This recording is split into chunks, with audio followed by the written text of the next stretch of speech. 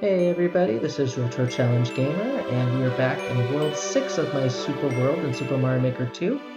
And we're going to be moving on to what I declare as the turning point in difficulty, in my personal opinion. So starting with 6-1, this game is now trying to actively kill you. And so I felt like it was time to introduce a specific gizmo or gimmick that hadn't been done yet in the first 5 levels.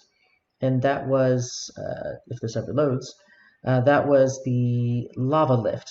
It's called the lava lift, but I almost think it should be called like the skull lift or something like that. But we're going to go through the poisonous marshes. This isn't the first time we've been introduced to poison water, but this is the first time where it's probably been an active threat. It's always present, and you're way more susceptible to falling into it. And we actually finally introduced the spike enemies. And bring back the Hammer Brothers, because why not? And the note blocks are pretty much there to assist the spikes in getting, as you can see, their attacks to go reach you at far distances.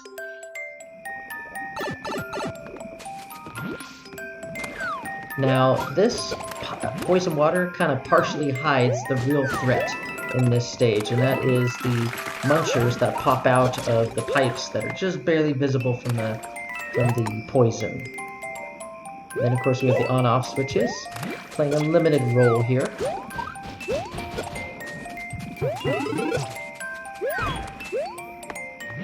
So I had fun taking inspiration from other levels that used this gimmick for the lava lifts and everything, and mixed up, as you can see, the on-off switches with the lava lifts.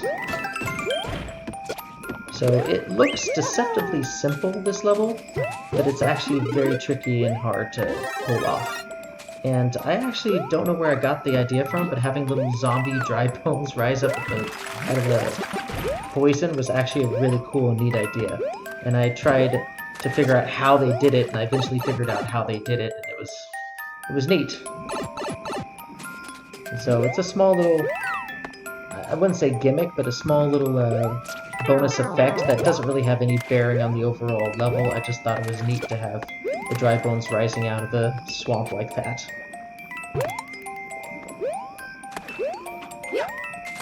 Yeah, that last jump there always gets me. But yeah, a pretty short level, all things said and done, but definitely one that tests your platforming abilities and reflexes. It took me some time to design that and make it fun, because trust me, the first couple iterations of that level were not fun for even me. So alright, so there is a third detail that I could have put on the overworld here for the space theme. It's like some dancing frog and dog thing, and it just did not look good. I don't know why they put that as a special feature or special detail you can put on your overworld, so I left it out, and I just used two things, and that was the futuristic city and that little sleeping hill there. And wow, I failed completely. He wasn't happy. So instead of filling up the whole space with detail, I just left open big gaps in everything in the ground there. So Arid Moonwalk. I wanted to have one last desert level, but it didn't make sense. Yeah, it didn't make sense to have an actual desert level with hot sun and everything in space. So it was going to be a nighttime wind-blowing desert level. But without the ice this time, so it's not a snow desert level. So we bring back the P-switch blocks. But this time you have to actually act fast to get over all these platforms and this huge pit and everything, because otherwise you're going to fall and that'll be the end of your life.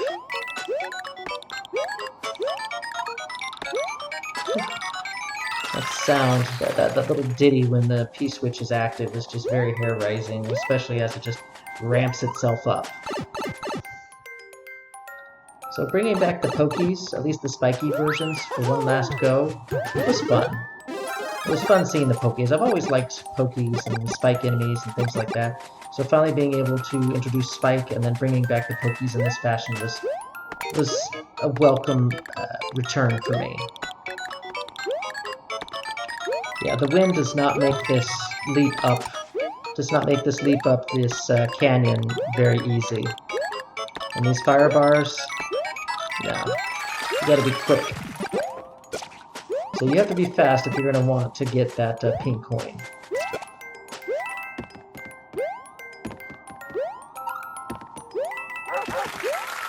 So this is similar in nature, actually, to World 5-4. The one, the Monty Mole one with the Squirrel Mario and everything from the last video. However, there's far less opportunities for you to fall down and have to, you know, recover the progress you made.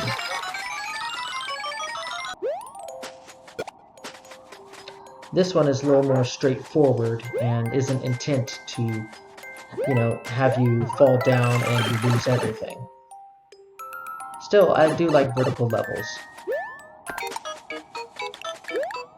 Now, this is a little bit difficult. I actually had to rebuild this small section. I remember like 3 times before it got to a point where I was satisfied with it. And it was just the right amount of difficulty because originally it was too hard. At least for me, it was too hard.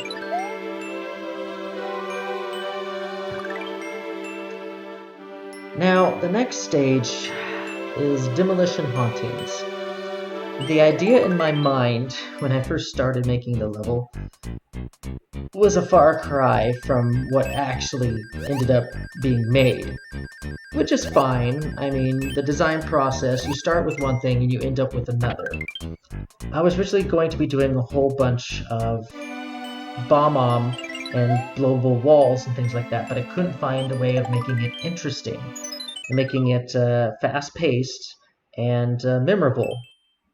So what ultimately happened is the demolition we're talking about now is actually POW blocks. I mean, don't get me wrong, as you saw with my death, there are bomb-oms, and there is things that you need to use them to blow open for like special things like pink coins and stuff like that. But no, I finally introduced the POW switch here, and you actually have to use it to progress forward, because otherwise, as you can see, that huge swamp is not going to let you. So you actually need to take 2 power blocks, one to get rid of the original swamp and one to take with you to get rid of the second swamp. Because if you got here and saw that your path was blocked, you'd have to backtrack and go grab another one from the pipe. Now, you know what the objective is straight from the get-go. It's that swamp. You need to get up into that door. And I'm doing a horrible job at it. So you go up here, hit the switch. As you see, there's a red or blue pipe there that drops a P switch. So now you have to follow it all the way back, and if you don't keep up with it and you don't use the perfectly placed, you know, on-off switches to kind of keep it steady, you're gonna miss out and it's gonna roll right on past, and you're gonna have to go all the way back so the pipe can spew out another P switch or a POW block. So this first one is fairly easy. There isn't too many obstacles blocking you from reaching all the way to the end and hitting the POW block. Yep, if you want to take the time, you can get the pink coin there using the bomb-oms, but that'll be for a later video. Now here's the harder one of the 2 challenges. It starts off like before, but now I've introduced the bomb-oms from the previous room.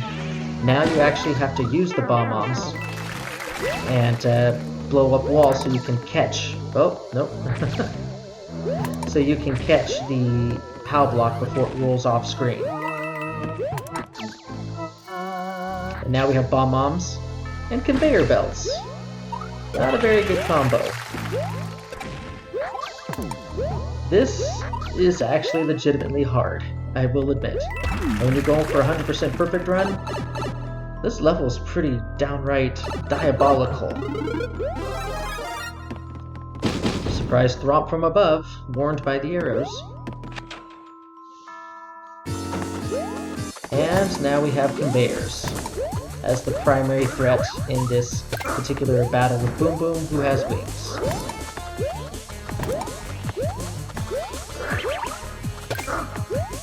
So as long as you stay towards the middle to outer edge of the conveyor belts and don't have it switched up too much by going towards the center, this battle isn't too terribly tough.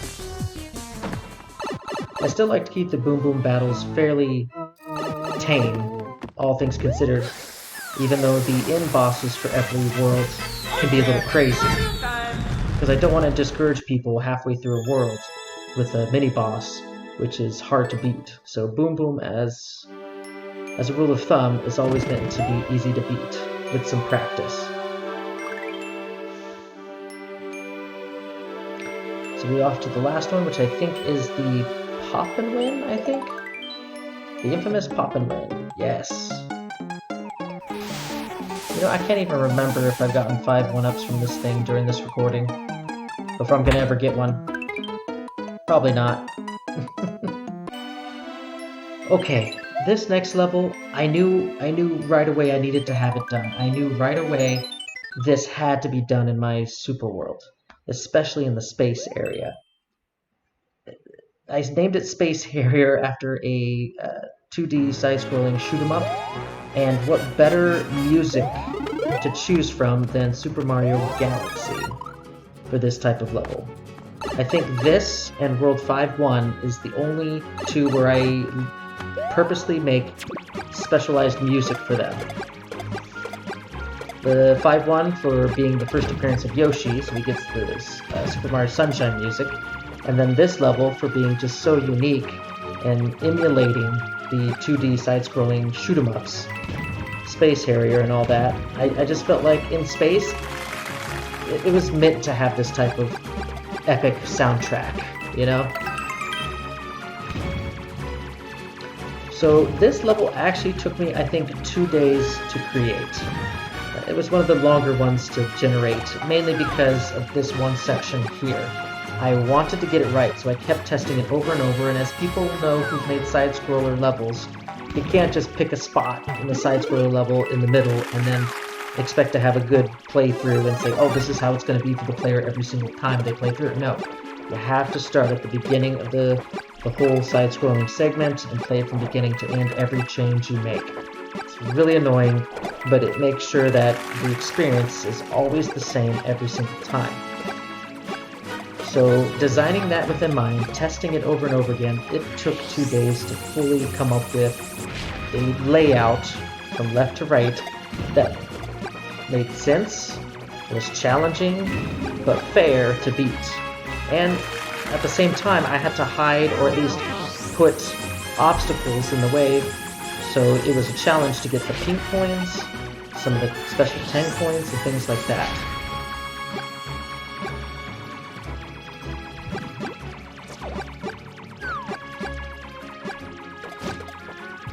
And these extra space physics and the jumps probably does not help matters. In fact, it probably makes it worse. Because you're probably not used to this type of physics, because I don't think I've introduced it up to this point, to be fair. Alright, so the Space Harrier portion is done.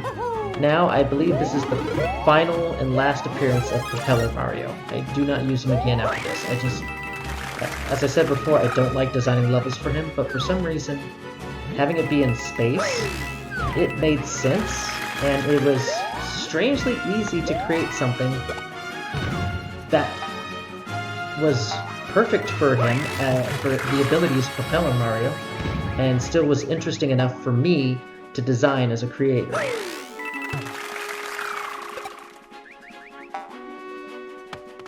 Now this next section is always a pain on keeping Propeller Mario, and because of that, I made it a requirement to keep Propeller Mario if you wanted to get that last pink coin, of which I miserably failed at.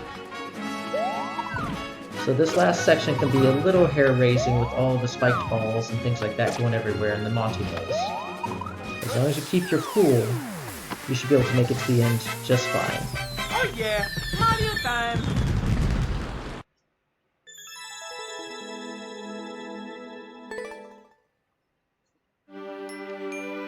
And now we're on to the final level.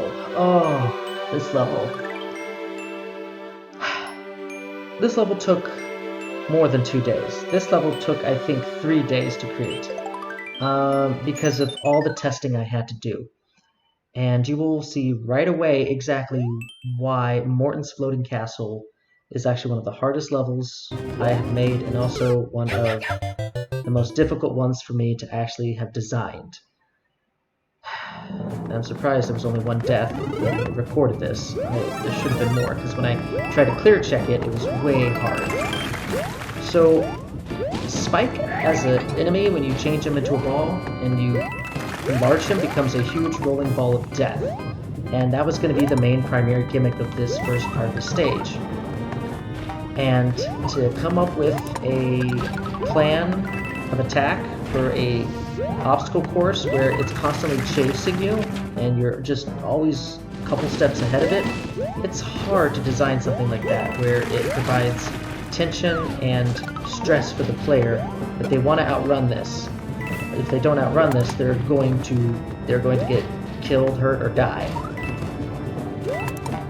And here, you're going to have to actually jump over it or jump on it, spin jump it to survive. So, you know, I'm elevating the difficulty as we go along. And here you want to wait for the second round of fire bars to pass over you, which you may not know were there the first time playing through. That's kind of cruel on my part. So yeah, just designing this whole aspect of these spiked balls and stuff, all those challenges just took a long time. Now, to me, I thought this was an inspired piece of innovative level design. So you're in space, you're not really swimming in space, like you're not in water, so I felt like the nighttime theme of the castle was kind of dumb when I first heard about it. It's like, oh yeah, it's castle themed, but you're underwater, and I'm like, what could you possibly use that for? Why would you be underwater inside a castle? It makes no sense. To me, it didn't. And then I saw through the Super Mario U theme that it had a space background, and then as soon as I saw the space background, I'm like, oh, I know exactly what to do here. You were actually going to be underneath the castle, floating underneath it in space. And once I got that idea clear in my mind, it all fell into place, and that area actually got designed fairly quickly. So, combining a couple things from previous levels, fire bars and conveyors, just made sense to this would be the layout for Morten's room. And the fact that he affects the ground and shocks you with the conveyors and everything, not a good combination, because they roll you right into the fire bars. But if you know what you're doing, he's actually a fairly easy boss, especially for a World 6.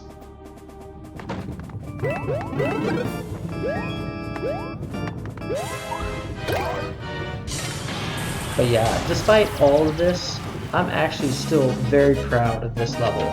It's one of my favorites, despite how frustrating it is to get through. But I am very happy with how I designed it. And someone accidentally booed it, but he really loved the level. So, thank you for shooting one of my best levels down the list a little bit in the algorithm, but thank you for making up for it with 2 comments and letting me know it was a mistake. But yeah, now we get into World 7, and now things are going to take a turn for the worse, with a lot more ice physics, a lot more trouble, a lot more obstacles that are meant to kill you quick and mercilessly. So until then, thanks for tuning in, see you later, and stay retro.